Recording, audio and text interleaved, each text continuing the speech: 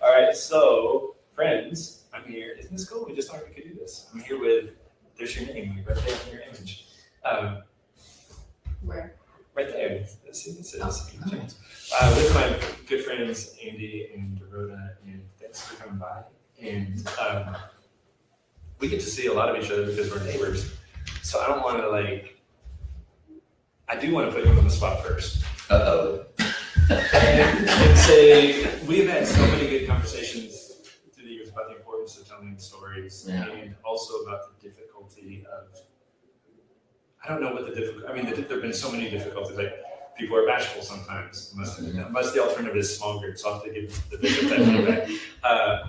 Sometimes people are bashful. Sometimes it feels like boasting. So many reasons. But you've been trying to tell stories for longer than me. Yeah. So I think there are lots of reasons why people don't or are reluctant to tell their stories. But I think what's more important is the reason to tell stories. Yeah. And that is that I think that we get misportrayed.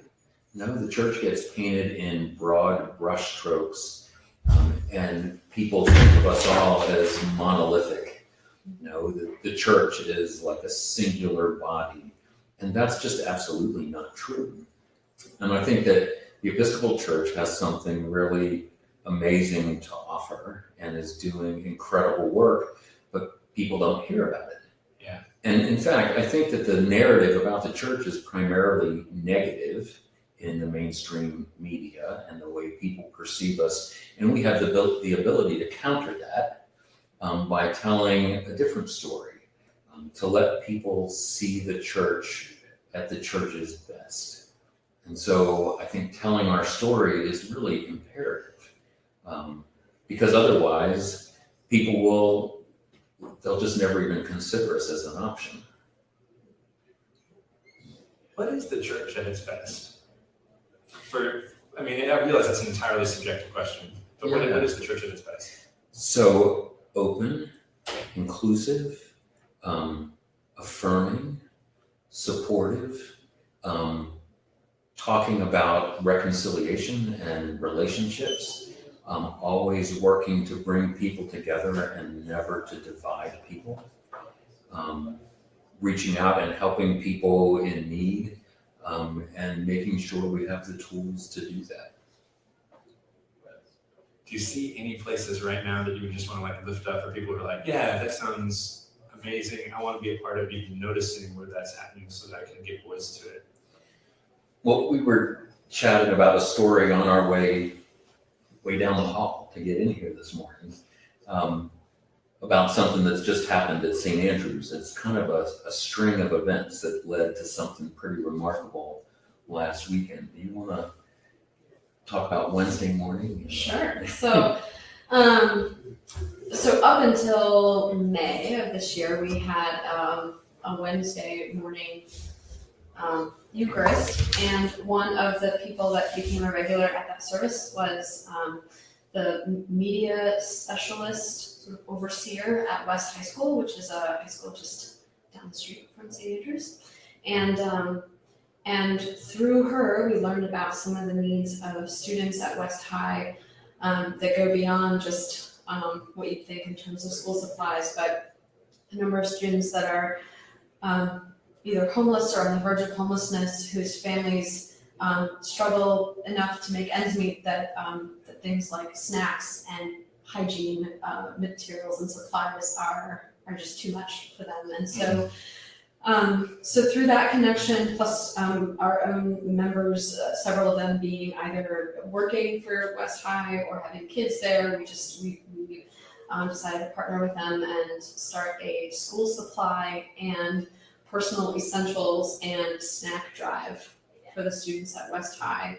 And so throughout the month of September and all the way into October, we were collecting bags and bags of materials that filled up our already too crowded narthex, with just this wonderful abundance of generosity from our folks. And that also included financial giving. And so last weekend, that teacher from West High came by to pick up all the materials. And then I got to see her on Wednesday evening for the Eucharist, and she brought with her this really lovely letter that was signed by all the teachers from West High School, expressing their gratitude for the ways that we were supporting them. Just a really sort of exciting and beautiful moment that was different than just an outreach project, right? It was also like, we're a community church that cares for our neighbors and literally our neighbors down the road. And this is one of the many ways that we can do that. And we're hoping it's not a one-off kind of event. Yeah, no, I mean, as you were telling the story, like the thing that like neighbors just ringing in my ears, and I thought, I don't know, sometimes people, when we try to do things in the church, we copy the wrong thing. Like we see the wrong thing. So I'll tell a kind of humorous story. The first church I served at seminary in the Hill Country, West Texas, just south of Austin, north of San Antonio, had this wonderful worship band with professional great musicians that played the contemporary service. But if you ever talk to Bryce about, and lots of people did, about replicating what they were doing, people would say, so where do I find musicians like this? Where do you find the music? He said, the place I would recommend you start is prayer. And he meant it. He wasn't like just and this one, it would be a total misread and say like, I should find a school or I should do outreach. You start with the neighbors. Mm-hmm. Yeah, the media specialist who ended up being our point of contact discovered that we had a 7 a.m. Wednesday morning Eucharist that she could attend on her way to work. Wow. So she would come to church and then leave to go to school. There were a couple of mornings where there was some change to their morning schedule, and she got to hang out with us for a while, and we got to know each other. And through her, we discovered this need that was literally 3 blocks up the street. So it was really great to be able to respond to something that was sort of organic, that came to us, that was there in the neighborhood that we wouldn't have known about if she hadn't come to church. Which is also, I mean, the other thing that's so great about your story is like y'all don't operate clearly out of the idea that like it's my job or my community's job to bring God's word to the community. Like you are assuming God is at work, and like it's our job sometimes just to read the cues. Yeah, that's right. And someone else's story. Oh, that's me. We should come on stage now. Yeah. Right. Oh, that's Well, it's a great gift to us to be able to do things like that, because one of the stories that we are telling about ourselves at St. Andrews is that we are a church in a neighborhood that is there for the community, sort of that parish model that you have with the Church of England. And so one of the big questions we're constantly asking ourselves is, who is my neighbor, right? And how do we serve? And that the purpose of that service isn't to get more people in the door, but so that we have the opportunity to do church, in a context. Yeah. That's good. I think I've got a couple people coming in a second, so Are you kicking us out? No. I want to Oh, it's the hard question coming down. Ready? Brace yourself. Right now, it's the rapid fire that we ask all our guests. Okay. So 3 questions. You get to each answer them. I'll ask them 1 and 1, 2 and 2. I'll maybe reverse the order so that you're not always getting Well, it's gonna get more time to think. All right. So Andy Jones, what's one thing you wish Christians would talk more about? I think what we do instead of what we believe. I think it's important to talk about what we do because our job is to be engaged with people and acting to serve the world. And I think that's way more important than asking people to believe what we believe. Thank you. Dorota, same question. What's one thing you wish or you think more Christians should talk more about? Joy. Oh, good answer. That's really good. I mean, that is our story, right? We are a people who are formed around a God who makes something out of nothing, who brings life from death, who brings love in the midst of pain and woundedness and brokenness and seeks to make us whole. And if we can't find joy in that story and in what God looks like in our daily lives, then we are just not looking hard enough. So, I'm gonna switch order.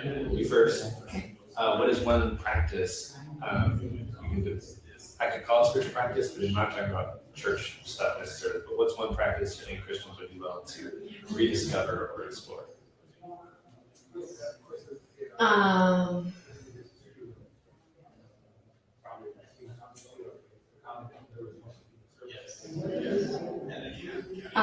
Oh, I got one. One of the first things that I really, theological concepts that I really fell in love with was this idea of open commensality, open table, that who Jesus ate with said so much about his ministry in the world and who was allowed to sit at the table or who there was room for at the table. And I think even just the idea of eating together, of having sort of open dinner parties, or in some places you see it. I think, I don't know where this concept came from, but the idea of like supper with 12 strangers, right? Where people would just sign up to do a meal with people they didn't know for the sake of breaking bread together and seeing how God shows up in that practice. How about you, Andy? So I think it's an easy one for me. It would be silence.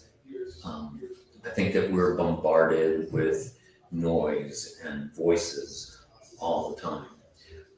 And by that I mean literal voices, but I also mean our phones and our iPads and our computers.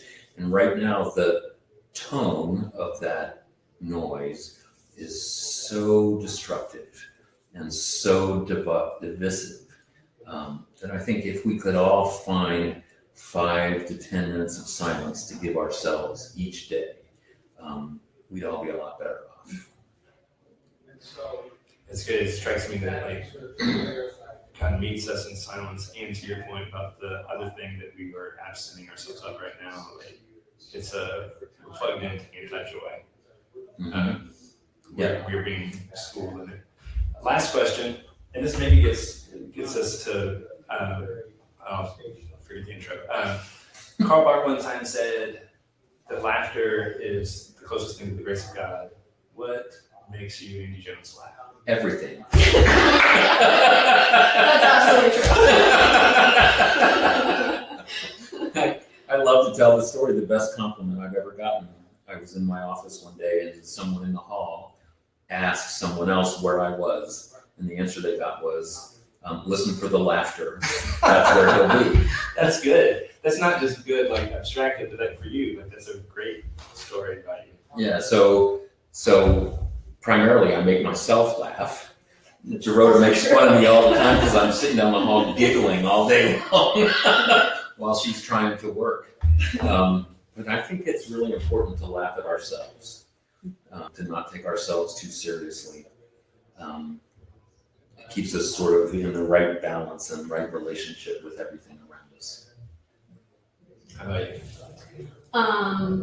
Maybe not everything, but lots of things. But one that I'll name for today, just because they've been on my mind recently, is the youth at St. Andrews. There are so many kids that are a part of our youth group this year that are just goofy and funny and fun and wise and creative, and it's just a blast to work with them. And they're kind of right at that age where they're a little bit self-conscious, so occasionally will sort of censor themselves, but then they'll forget to do that and just sort of be their uninhibited, goofy, fun selves, and I love that. It's one of my favorite parts of my job. Oh, that's great. Yeah. Awesome. Well, hey, thank you both Thank you so much for stealing away from. You get bored? We're having a great day here at the convention. We are. Yeah. It's been really good. It's one of the best I've experienced here so far in 11 years. So. Awesome. Good Thanks day. for stopping by. Yep. Thank you.